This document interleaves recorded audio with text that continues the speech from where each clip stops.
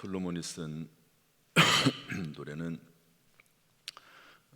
사랑의 노래인데 예레미야가 쓴 이 말씀은 애가 슬픈 노래입니다. 22절 아까 읽었던 22절 말씀 보면 주께서 우리를 아주 버리셨사오며 우리에게 진노하심이 참으로 크시니이다. 주께서 어찌하여 우리를 영원히 잊으시오며 우리를 이같이 오래 버리시나이까. 이렇게 기록이 되어 있죠. 그래서 하나님의 심판, 하나님께서 끊임없이 이스라엘 백성들에게 선지자를 보내셔서 경고하시고 또 경고하시고, 그럼에도 불구하고 말을 듣지 않습니다. 그러니까 하나님께서 이제 마음에 확정을 하시죠. 심지어 예레미야가 이스라엘 백성들을 용서해 달라고 간절히 기도하지만 하나님께서 기도하지 말아라. 이 백성들이 회복은 될 것이다. 그러나 지금은 아니다. 70년이 차면 회복이 될 것이다. 이렇게 말씀하시면서 예레미야에게 기도하지 말라고까지 그렇게 하셨습니다. 그러니까 얼마나 선지자로서 이스라엘 백성들에게 하나님의 심판을 전하면서 얼마나 마음이 아프고 또 힘들겠습니까? 또 고생도 많이 했습니다. 예레미야는 죽을 고비를 여러 번 넘기고 살해 위협도 당하고 매도 맞고 이러면서도 하나님께서 전하라고 하신 말씀을 전했습니다. 중요한 것은 하나님의 말씀을 제대로 분별하는 게 중요하죠. 이 당시에 선지자들은 거짓 선지자들도 많거든요. 그래서 예레미야하고 싸웁니다. 하나냐 같은 선지자는요, 예레미야하고. 그래서 그 선지자는 예레미야를 잡아다가 가두기도 하고요. 거짓 선지자들하고도 많이 싸우거든요. 선지자들이 잘못 말씀을 증거하면 그 사람들은 화를 당합니다. 그러나 이 예레미야, 그래서 예레미야에 대해서도 이 잘못 예언을 했다고 막 그렇게 하지만 결국에는 예레미야가 잘못 전한 게 아니고 다른 선지자들, 거짓 선지자들이 잘못 전한 것이다 하는 것이죠. 어쨌든 예레미야는 하나님의 말씀을 받아서 수많은 고생을 하면서 예언을 했지만 그로 인해서 슬픔의 마음이 가득했던 사람, 그 사람이 예레미야라고 볼 수가 있습니다. 그 예레미야의 내용 중에 특별히 이 본문의 말씀 중에 쭉 한번 여러분들 읽어보시면 좋을 것 같고요. 몇 가지만 살펴보겠습니다. 3장 33절 말씀 한번 보도록 할까요? 3장 33절 말씀 다 같이 읽어보겠습니다. 예레미야 애가에 나와 있는 아주 유명한 성경 말씀이죠. 다 같이 읽습니다. 시작. 주께서 인생으로 고생하게 하시며 근심하게 하심은 본심이 아니시로다. 하나님의 본심이 아니라는 거예요. 이스라엘 백성들이 그렇게 고생을 당하고 어려움을 당하고 또 왜 다른 나라에서, 큰 나라에서 공격해 와가지고요, 뭐 이 나라 전쟁, 이때의 전쟁은 비참합니다. 참혹합니다. 또 그리고 왕을 끌고 가고, 끌고 갈 때 그냥 끌고 가는 게 아니고요, 쇠사슬에 묶어서 끌고 가고 또 심지어 눈을 뽑기도 하고 뭐 이러면서 막 끌고 가거든요. 이 보통 일이 아닙니다. 그런데 이런 하나님의 심판이 임하게 되는데 그들의 범죄로 말미암아 이루어지게 되는 것이고, 결국 회복은 시키시지만 범죄에 대해서 하나님이 결국에는 참고 참으시다가 심판하시는 내용인데요. 주께서 그렇게 인생으로 특별히 이스라엘 백성들에게, 하나님의 백성들에게를 고생하게 하시며 근심하게 하심은 본심이 아니시다. 하나님의 원래 그 뜻이 아니시다. 그래서 예레미야 29장 11절 말씀 보면 너희를 향한 나의 생각을 내가 하나니 재앙이 아니요 평안이라, 미래와 희망을 주는 것이라. 하나님의 목적은 근심하게 하거나 고생하게 하는 것이 하나님의 목적이 아니다. 미래와 희망을 주고 결국에는 평안을 주고자 하는 것이 하나님의 목적인데, 그 과정이 쓰지요. 과정이 참 힘들고 어렵습니다.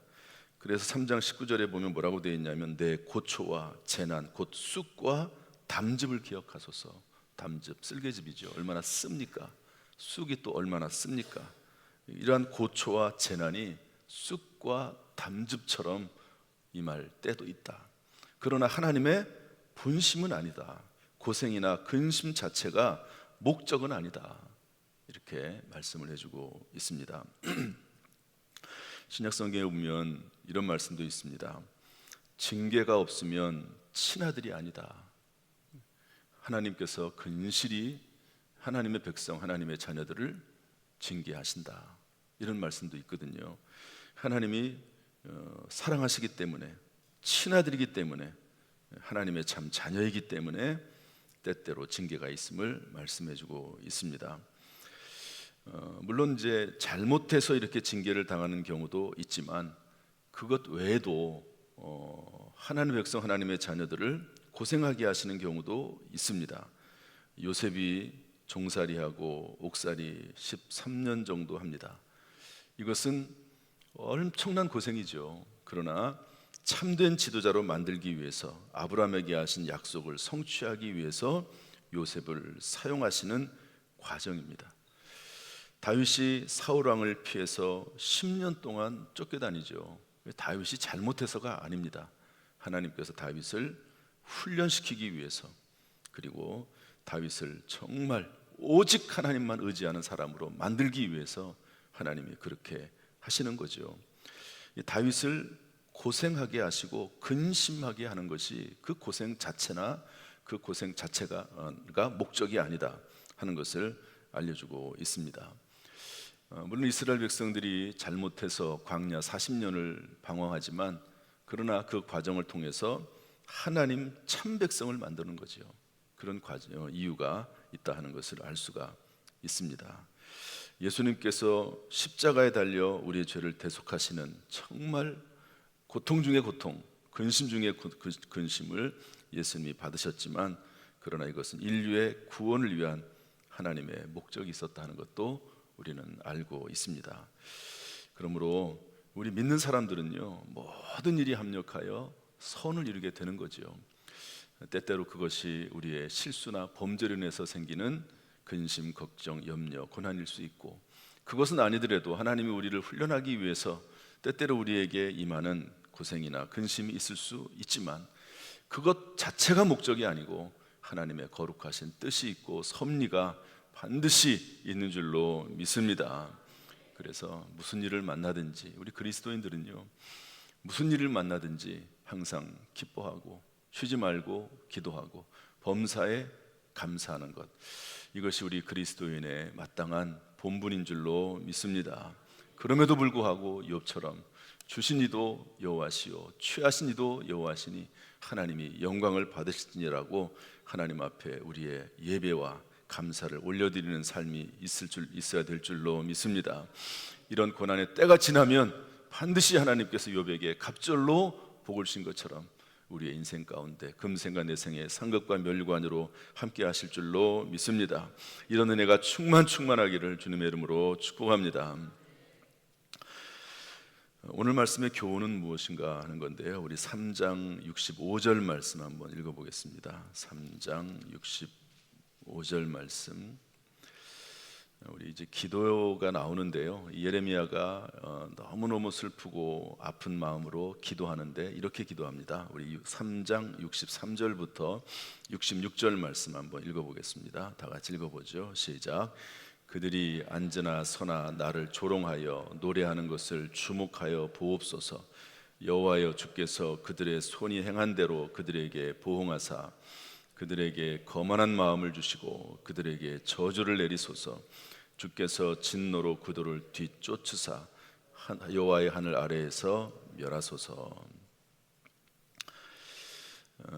얼마나 이 예레미야가 고통 중에 있었는지 마치 다윗처럼 저주 기도를 합니다. 다윗이 사울 왕에 쫓겨다니면서 얼마나 힘들고 괴롭습니까? 그래서 그런 것들을 사람에게 표현하지 못하지만 그러나 하나님 앞에 다 쏟아붓는 거지요. 기도는 하나님 앞에 쏟아붓는 겁니다. 하나님 앞에 내려놓지 못할 그런 내용이 무엇이 있겠습니까? 그런데 65절 보니까 이렇게 되어 있습니다. 그들에게 거만한 마음을 주시고 그들에게 저주를 내리소서. 이 거만한 마음의 결과는 저주입니다. 교만한 마음의 결과는 저주입니다. 그래서 잠언이나 전도서에도 이 교만에 대한 이야기를 많이 하고 있는데요. 교만한 것, 거만한 것은 패망의 앞잡이, 선봉이라고 되어 있습니다. 그러니까 저 사람이 망할 거다, 저 사람이 패망할 거다, 그런 것을 알 수 있는 길은요, 그 사람이 교만해지는 것을 보면 알 수 있습니다. 이전에는 안 그랬는데, 어려울 때, 힘들 때는 안 그랬는데 어느 순간부터 목에 힘이 들어가고 교만해져요. 저희 아버지는 제가 이제 방문할 때가 있습니다. 그러면 저에게 거의 항상 하는 말이 뭐냐면, 어려운 사람들을 돌봐줘라, 교만하지 말아라. 글쎄요, 제가 교만하게 보이는지. 교만하지 말아라. 저는 항상 교만이라고 하는 게 본인이 스스로 판단하는 건 아니죠. 다른 사람이 보기에 교만하면 교만할 수 있습니다. 그러나 제 마음은 늘 하나님 앞에 죄인이라고 고백하고, 늘 부족하다고 생각하고, 주의 은혜가 아니면 살 수 없다고 그렇게 늘 믿고 또 고백하면서 살고 있습니다. 목회라고 하는 것이 전적인 하나님의 은혜거든요. 우리 교회에서 어려움을 당했을 때 심지어는 교역자들하고 함께 회의할 수 있는 그런 여력도 없었습니다. 회의를 해서 계획하고 진행을 하고 할 수 있는 그런 여력이 없었어요. 그냥 하나님 앞에 다 맡기는 거예요. 가끔 가다가 이제 모여서 얘기하고, 그런데도 하나님이 교회를 지켜주시고, 또 숫자가 좀 몇몇 분들 이렇게 제외하고는 문제가 없고 하나님께서 하시더라고요. 그래서 저는 철저히 과거에도 마찬가지지만 우리의 인생은 은혜 아니면 살 수가 없다. 하나님께서 계획하시고 섭리하시고 하나님이 도와주시면 도와주셔야지만이 되는 것이다 라고 하는 그런 근본적인 믿음과 생각이 있습니다. 그런데요, 그런 마음을 가지고 살아도 사람이 또 보기에 따라서는 그렇게 않게 보일 수도 있지 않겠습니까? 그런데 그런 마음조차 없는 경우가 있어요. 그들에게 거만한 마음을 주시고 거만한 마음을 가질 때가 있습니다. 어느 순간부터 거만한 마음이 생기고 교만한 마음이 생기고, 그러면요, 그 사람은 저 사람 나중에 무슨 일 생기지, 그렇게 판단해 볼 수가 있습니다. 교회도 마찬가지입니다. 어느 교회나 다 마찬가지입니다. 교회에서 큰 직분, 중요한 직분을 맡기 전에는 열심히 봉사하고 헌신하고 겸손하고 사람들을 섬기고 웃고, 그리고 먼저 다가가고, 그러면서 겸손하게 교회를 섬기고 주님을 섬기는데, 어느 날 어느 순간 중요한 직분을 맡고 그러고 나면요, 점점 일을 안 해요. 그리고 목소리가 바뀌고 거만한 표정을 짓고, 그리고 본인의 말이 100% 옳다고 생각을 하고, 그리고 삽니다. 교만해진 거죠. 그러면 저주를 받게 되어 있습니다. 거만한 마음을. 여러분, 하나님의 저주도 그냥 임하는 게 아닙니다. 교만할 때 임하는 거거든요. 그 사람의 죄악이 충분히 찼을 때 임하는 겁니다. 하나님이라고 그냥 아무나 그냥 하나님께서 하나님의 뜻대로 마음대로 하시는 게 아닙니다. 그래서 기도도요, 그 부르짖음이 하늘에 상달됐을 때 하나님의 기도 응답이 있는 거거든요. 하나님의 심판도 마찬가지입니다. 그 죄악이 온 세상에, 그리고 그 나라에 관영할 때 하나님의 심판이 임하는 거거든요. 그냥 하나님이 그냥 폭군처럼 그냥 아무 때나 심판하시고 아무 때나 그 사람을 일으켜 세우시고 그러지 않습니다. 하나님의 저주도 하나님의 심판도 때가 돼야지 임하게 되는데, 그 중요한 때 중에 하나가 뭐냐면 거만한 마음입니다. 교만한 마음. 그러면 하나님의 심판이 이르게 되는 것이거든요. 저나 여러분은 예수 그리스도의 십자가 보혈의 공로로, 오직 예수님의 피로 우리가 구원받지 않았습니까? 하나님 나라에 들어가는 것 하나님의 선물로 받았습니다. 하나님의 은혜로 받았습니다. 자랑할 것이 무엇이 있습니까? 아무것도 없습니다. 그러므로 하나님 앞에 정말 겸손하게 살아야 되는 것이죠. 하루하루 살아가는 것도 하나님의 은혜가 아니면 살 수가 없습니다. 언제 어디서 어떤 일이 생길지 모르는데 하나님 오늘을 지켜주셔서 감사합니다. 이 새벽에 나와서 하나님 오늘을 지켜주옵소서 그러면서 하나님 앞에 나아가게 되는 거죠. 늘 우리의 마음을 하나님 앞에 겸손하게 둘 수 있기를 주님의 이름으로 축복합니다. 사울 왕이 처음에는 겸손했어요. 그러나 나중에 어떻게 됩니까? 자기의 정치적인 야망을 위해서 다윗을 죽이려고 합니다. 교만이 들어가서 그렇습니다. 사무엘이 제사장이나 드려야 될 예배 인도를 번제를 자기가 드려버립니다. 왜 그렇습니까? 교만이 들어가서 그렇습니다. 자기가 왕인데 뭐 내가 못할 게 뭐가 있는가? 그러나 아무리 왕이라도 사무엘이 해야 될 일이 있거든요. 번제 드리고 예배 드려야 될 일은 사무엘이 담당한 그런 제사장의 역할입니다. 그런데 그걸 자신이 그냥 해버리고 마는 거예요. 이유는 간단해요. 교만해서 그렇습니다. 교만에 들어갑니다. 어느 순간부터 교만에 들어간 겁니다.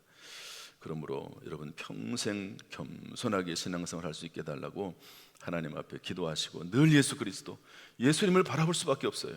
늘 성경 말씀 읽을 수밖에 없습니다. 하나님 앞에 깨어 기도하는 가운데, 시험에 들지 않게 깨어 기도하는 가운데 평생 하나님 앞에 쓰임받고 또 하나님과 동행하게 될 수 있기를 주님의 이름으로 축복합니다. 할렐루야. 5장 21절 말씀 하나만 읽고 마치겠습니다. 그래서 아까처럼 그런 탄식의 기도도 하지만 결국 이런 기도를 하는 거죠. 5장 21절 말씀인데 다 같이 읽어보겠습니다. 시작. 여호와여 우리를 주께로 돌이키소서. 그리하시면 우리가 주께로 돌아가겠사오니 우리의 날들을 다시 새롭게 하사 옛적 같게 하옵소서. 주께로 어떻게 돌아갈 것인가? 주께서 돌이킬 때 가능하다는 거죠. 하나님께서 우리의 마음을 돌이켜 주실 때 우리가 주께로 돌아가게 되어 있다. 아무리 예레미야가 기도해도 심지어는 기도하지 말아라. 내가 이 마음을 확정했다. 그러니까 기도할 수 있는 게 뭐가 있습니까? 하나님, 우리의 마음을 주께로 돌이키게 하옵소서. 그래서 우리 기도 제목 가운데 새 영과 새 마음을 주옵소서. 새 살이 돋아나게 하옵소서. 그렇게 기도하는 거예요. 여러분 우리의 자녀들에게 아무리 물론 해야 되지만 교훈하고 훈계하고 심지어 매를 댄다 하더라도 안 되는 것은 안 돼요. 그러니까 우리가 기도할 게 어떤 기도를 합니까? 새 영과 새 마음을 부어주소서. 새 살이 돋아나게 하소서. 우리의 육체도 의사가 치료할 수 있으면 이 세상에 병이 어디 있겠습니까? 다 치료가 됐겠죠. 의사가 안 되는 게 있는 거 아닙니까? 약으로도 안 되는 게 있는 거 아닙니까? 그러니까 새 살이 돋아나게 하옵소서. 그렇게 기도하는 거예요. 하나님께서 은혜를 베풀어 달라고 기도하는 거죠. 한번 따라서 합시다. 새 영과 새 마음을 부어주소서. 새 살이 돋아나게 하옵소서. 이런 기도가 저와 여러분의 기도가 될 수 있기를 주님의 이름으로 축복합니다. 우리 모든 성도들에게, 우리의 자녀들에게 새 영과 새 마음을 부어주시고 새 살이 돋아나도록 도우시기를 주님의 이름으로 축복합니다. 기도하겠습니다.